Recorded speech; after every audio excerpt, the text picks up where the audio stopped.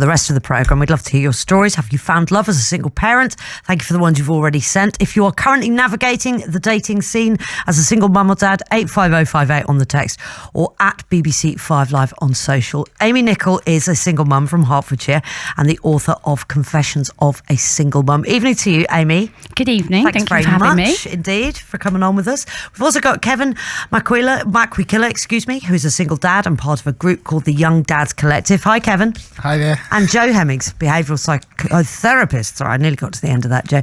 And a dating coach. Joe, thank you very much for being with us. Good evening. So, Amy, tell us your story, first of all, because this is what kind of sparked all of this off for us. Your first foray into dating as a single mum did not go well. Tell us about that first date, that guy. I mean, my son was about 4 months old and I plucked up the courage to return to dating after the whole single pregnancy. It was a lot of time for me off dating, and I was feeling particularly nervous about it. So I went on an online dating app, managed to get a date with a man who perhaps previously I wouldn't have really gone for, but, you know, standards had dropped because my self-esteem was at rock bottom at this point. So I ended up on this date and I hadn't told him that I was a mother beforehand because I felt like it was something that it would up my chances of success if I hid the fact I was a parent at that time. That's how I felt then. I don't feel like that now, but that's another story. And he asked me who I was living with, and I said, "Oh, I'm living at home at the moment because I just had a little boy." And he took a gasp and said, "A baby?" And I said, "Yeah, a baby. I've got a son." And he took a sharp intake of breath and kind of clicked his knuckles and went, "I suppose. Don't you think you should have mentioned that on your dating app?" And I said, "Yeah, okay, maybe." And then he was like, kind of took a moment to consider what he'd said and went, "Do you know what? It's okay. We've all got skeletons in our closet. I mean, take me, for example. I've got Crohn's disease." So, you know, in the middle of my first date, back on the dating scene, thrown straight back in the deep end with a man comparing my son to a debilitating chronic illness. Well, you dodged a bullet there. Brilliant. Yeah. Well, exactly. Yeah.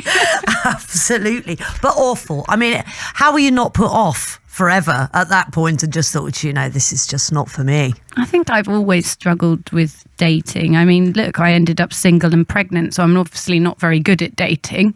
And I think you said that there's different pressures on single parents when you're dating. I don't think it's new pressures. I think it's the same ones redressed. Dating is awful whether you're a parent or not. Kevin, tell us about your experience, because I guess people Can be awful. Not always. Depends who you're doing it with. Yeah, maybe I'm picking the wrong guys. Kevin, what are you doing after this? Kevin, the idea, I guess, the idea that we've just heard there from Amy is that mostly you'll find a mum who's a single parent. So what's the experience like from a dad who's dating as a single parent? I think it's a bit different from my personal view. I think it's a bit different because every time I've met someone, I've always said I've got a son. And most of the time they're like, "Oh, wow, that's so cute. You're a single dad." They're not really put off straight away. But you can tell that their aura changes the minute I've told them that I'm a single dad, I've got a full-time son with me all the time. Well, they become a bit more standoffish, a bit less I'd say interested? they're a bit less. It depends as well on what you mean, what kind of interest they're looking for, because I find I'm looking for someone to commit with, but I find a lot of girls nowadays just want any type of relationship. So for me, it's a bit different. So I find they're more interested in it, but I don't really talk about my son very often because they're not talking about commitment, and I'm talking about commitment.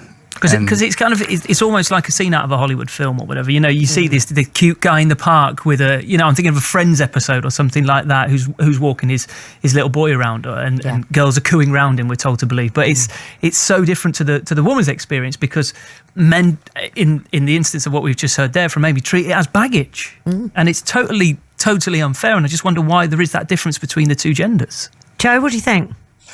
Well, yeah, I'm listening to this, and there certainly is a difference. I think the problem with dating as a single parent is that you're categorised as dating as a single parent, and so you lose a bit of you along the way, because that's something that you feel you've got to say, or as part of, and it is part of you. But I think particularly for women, it's very difficult. It used to be easier when we did online dating. So before apps came along and there was a proper thing you filled in and it said, wants children, has children, lives with me, don't live with me, whatever. It was there in your sort of background of your profile. Now, apps are very minimal, barely any sort of room to put any text about yourself. So, do you plug it in there straight away? And I think it's right. For men, they get that awe factor, it must be really tough for you. For women, they get a completely different reaction. Well, you've decided, Amy, haven't you now, to make it to be front and centre about the fact that you have a son? Well, I think I learnt the hard way on that one. Yeah, I tend to avoid the big reveal element now, and I just kind of try to slip it in the fact that I say it's on Tinder or an app like that. I'll have as my final photo a picture of me and my son, but I won't show his face, just to make it clear, this is part of my life, just like other people choose to show they do skiing or, I don't know,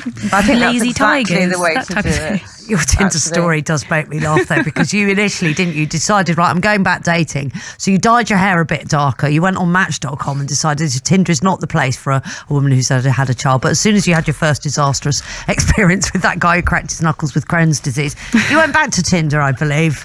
I did, but I think at the moment the trend is more just stopping app. I think we're all sick of app dating. It's just like... Really? I think app dating has turned the whole notion of dating into a buffet. It's like a generation game conveyor belt of just too much choice, and I don't think it's done anything for people who are looking for a partner at all. Do you agree, Kevin? Yeah, I strongly agree with that. I find, it's just too much. There's too many options. And online, I don't particularly go for women online because I just find it a bit jarring, a bit boring. It's almost too convenient. Too many, and there's too many, like it only lasts a week conversation and then I don't want to talk to them again. But how do you manage it otherwise? Because you've got a 7-year-old boy, Tashawn, haven't you? So how then do you manage to find the time to meet women?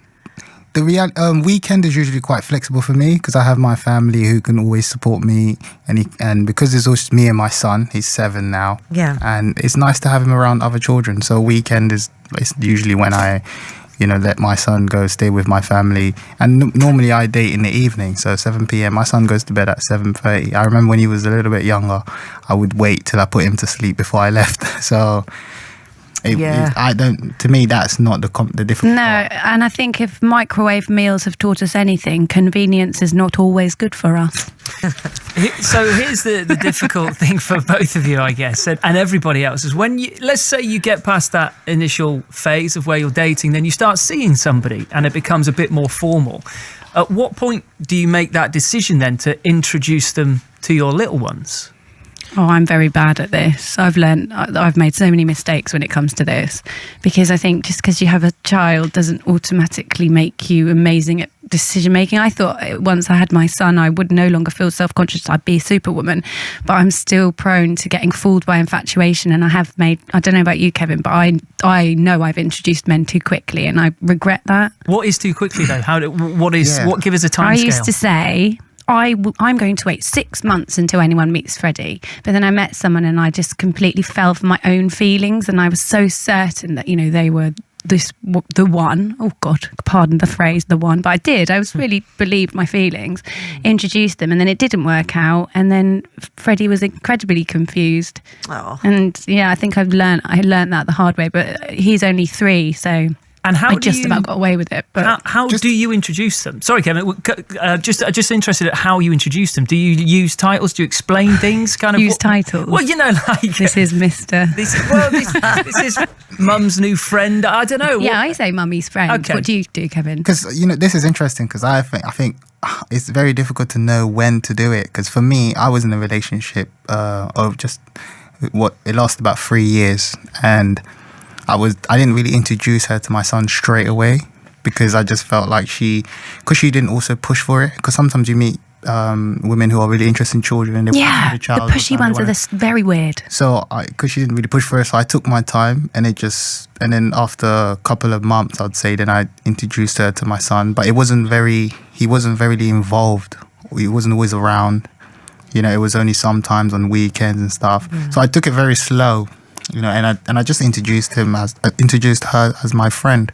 at start, because for me, I wanted to show my son, if I'm committed, that's the step way forward, because I had my son young at 17, so my son automatically thinks he should have a child young as well. Sometimes he's talking to